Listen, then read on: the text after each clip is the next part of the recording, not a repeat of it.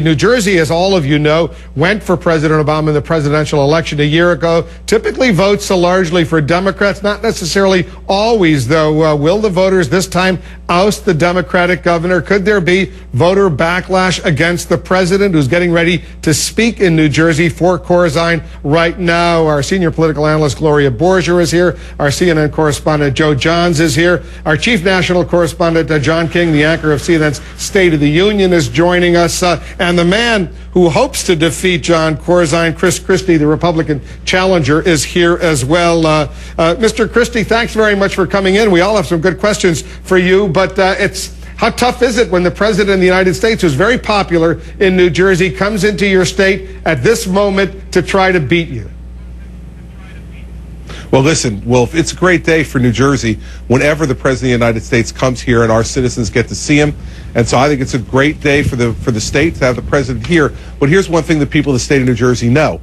They know that Air Force One's leaving tonight, and that if they vote for Jon Corzine, President Obama is not going to come to the State House and run the state. We're going to be stuck with Jon Corzine. And so I think the President being here is nice, but this race is between me and Jon Corzine. How close is this race? We've seen polls showing he's slightly ahead. Yeah, I think the latest public polls have us about 2 points ahead. It's going to be a close race. We've always known it would be a close race. But consider this. Barack Obama won this state by 15 points last November. There are 700,000 more registered Democrats than Republicans, and the governor has outspent me 3-1. And I am still ahead in the polls with 13 days to go. Things are going well here for us in New Jersey.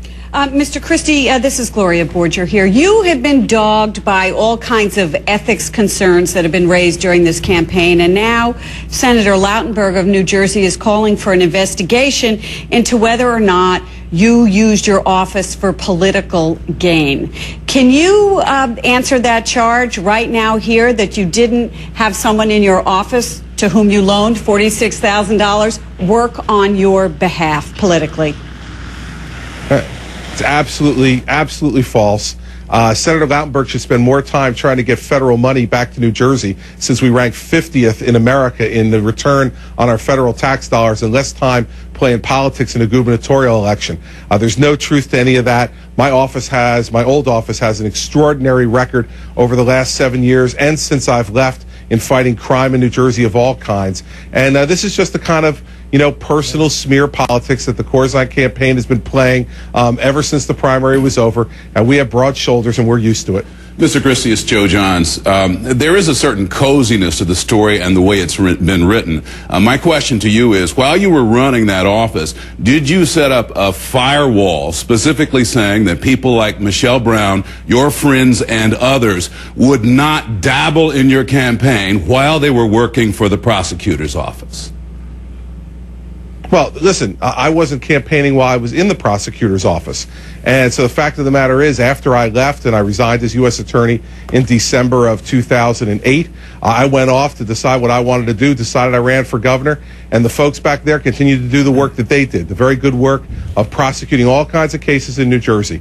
And so the fact of the matter is, they did their job, and I'm doing mine now. So you never asked her to help you? No, sir. John King, go ahead. Mr. Christie, a couple of questions about the role of government relevant to the big debates right now. Number one, do you think governors, you want to be a governor, need the public option, or at least the state option of a public option in health insurance to provide competition to the insurance companies? And on the big issue Wolf started the show with, is it appropriate for the President of the United States and the federal government to be trying to regulate what they believe to be excessive pay? Many of the workers in the financial industry would live in your state of New Jersey if you were the governor. Listen, on the health care, I do not favor a public option. I think there are a lot of other things that we can do on health care reform and not have a public option. And so that's not something that I would favor, nor do I think it would be something that would be good for the state of New Jersey, for the federal government to do. Secondly, on regulating excessive pay, listen, I think that having broad kind of regulations on the way private industry works is not the way we should do it in this country. Do we need to look at those companies that have taken bailout money? Absolutely. But for those folks who have not taken bailout money, those kind of broader regulations, I don't think that's what capitalism is all about. Do you describe yourself, Mr. Christie, as a moderate or conservative Republican?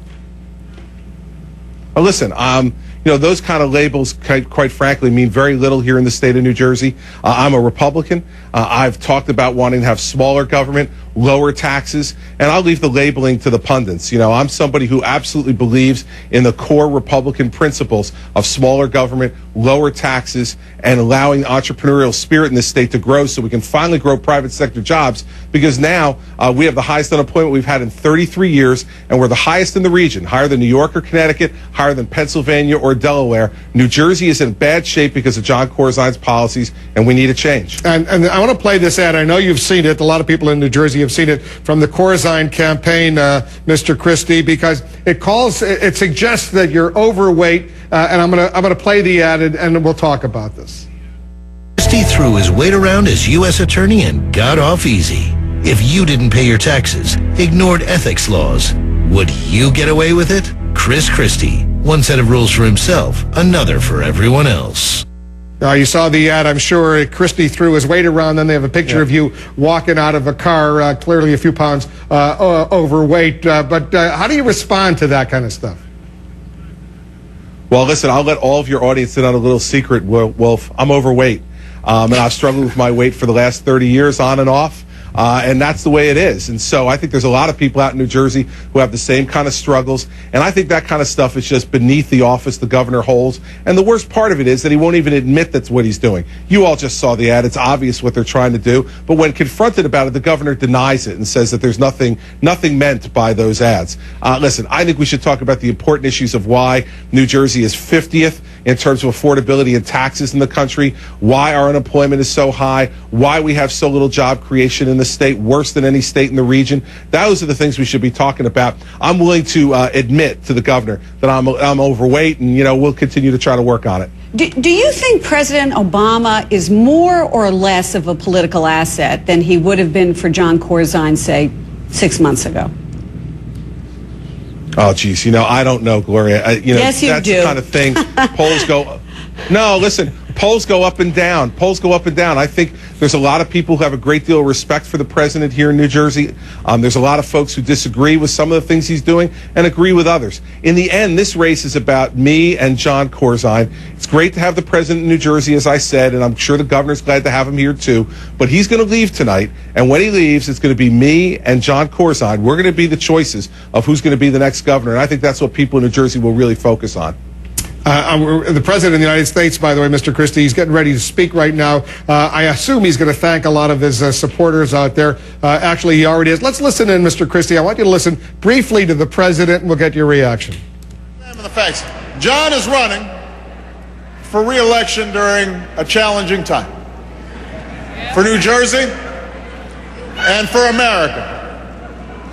I don't have to tell you that. You've seen it in your own lives. You've seen it in your own communities. There are too many folks who are out of work and too many people who are looking for a job. There are too many hard-working families being squeezed by skyrocketing costs on the one side and shrinking wages on the other.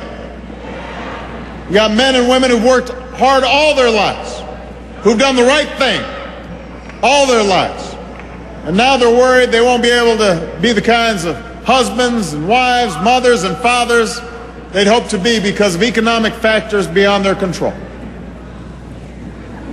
Seniors worried about whether they can stay on retirement.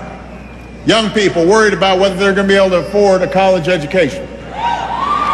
So I know these are challenging times, and Jon knows these are challenging times. I know folks are hurting, but I also know this. For the past 4 years, you've had an honorable man at the helm of this state during one of the most difficult periods in its history.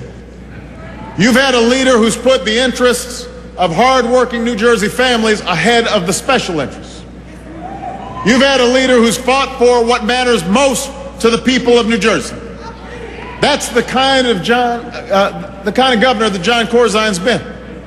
That's the kind of governor that Jon Corzine will continue to be. All right, so there you hear the president making the case for Jon Corzine. Chris Christie, the main challenger to Governor Corzine. How do you respond to the president?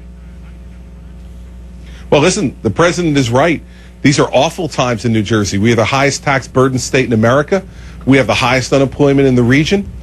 We have had no private sector job growth under Jon Corzine. He diagnoses the problem correctly. I just think that Jon Corzine is not the solution. And I think the people of the state of New Jersey know that we have to get back to the policies that will lower taxes, cut spending in New Jersey, not continue to grow taxes. The governor has promised $1 billion tax increase next year. He said he'd be happy to raise the gas tax. This is already on the most heavily tax burdened citizens in America.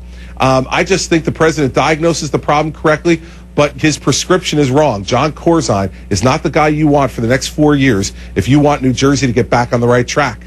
Christie, I will thank you very much for coming in, and we'll invite Governor Corzine to join us here in the Situation Room as well. Appreciate it. We'll be watching that election very closely. Thanks very much.